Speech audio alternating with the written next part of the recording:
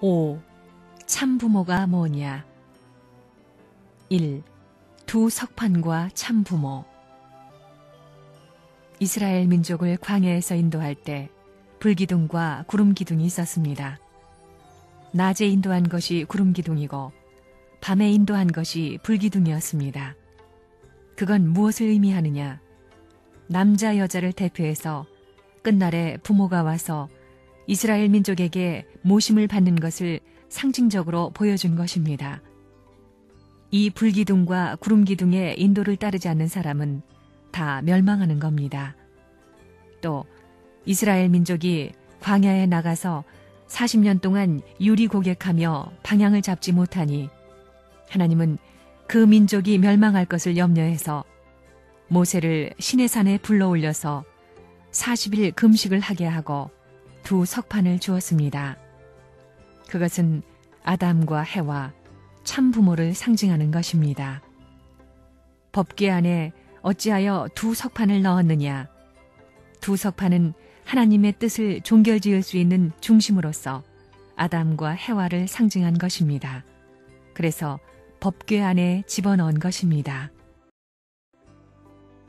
우리의 소원이 뭐냐? 하나님은 종적인 부모요, 아담과 해와는 횡적인 부모인데 그 종횡의 부모가 하나 되어 기뻐할 수 있는 자리에서 사랑받을 수 있는 아들, 딸이 되는 것입니다.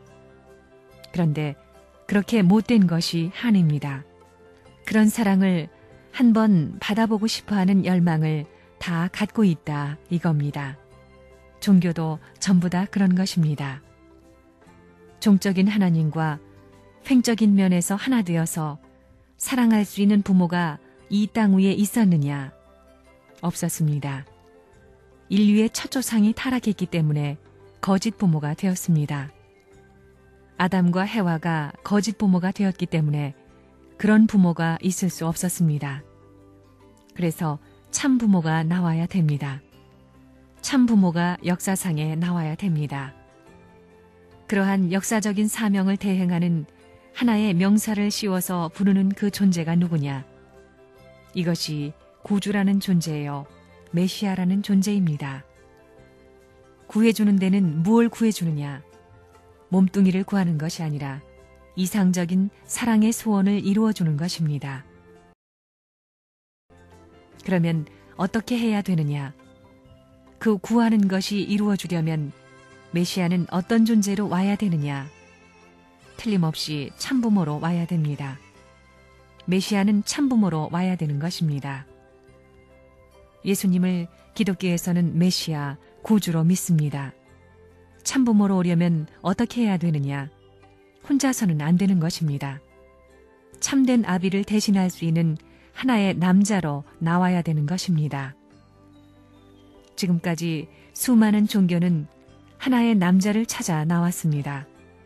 남자 중에서도 생활을 잘하는 남자를 찾아 나온 것이 유교의 가르침이라고 볼 수 있고, 영계를 위주한 남자를 찾아 나온 것이 불교의 가르침이라고 볼 수 있습니다. 그러면 기독교는 뭐냐? 하나님의 아들이 되어 사랑하는 가정을 만들자는 것입니다. 더 구체적인 내용을 갖고 온 종교가 기독교입니다. 그렇기 때문에 하나님 앞에 있어서 나는 독생자라고 예수님이 말씀하신 것입니다. 독생자가 나왔는데 독생자 혼자 살다가는 큰일 나는 것입니다. 독생녀가 있어야 됩니다. 그래서 독생녀를 찾아서 하나님을 중심 삼고 독생자와 독생녀가 서로서로 좋아하는 자리에서 결혼해야 되는 것입니다. 그래서 하나님이 종적인 부모로서 기뻐하고 그 독생자와 독생녀가 횡적인 부모로서 기뻐할 수 있는 신랑 신부가 되어서 지상에서 아들, 딸을 낳아야 됩니다. 그래야만 비로소 일족이 퍼지기 시작하는 것입니다.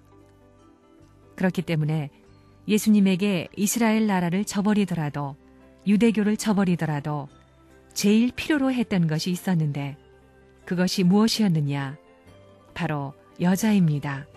남자 앞에 여자가 없어가지고는 안 됩니다.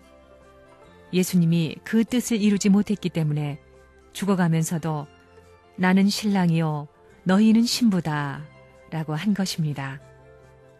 이래서 기독교에서는 2000년 동안 신랑 되시는 예수님을 기다리며 기독교 신자들이 신부 되겠다고 허덕이고 나오고 있는 것입니다.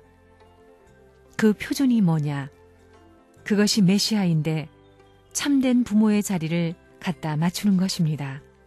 그것이 어린 양 잔치입니다. 어린 양 잔치.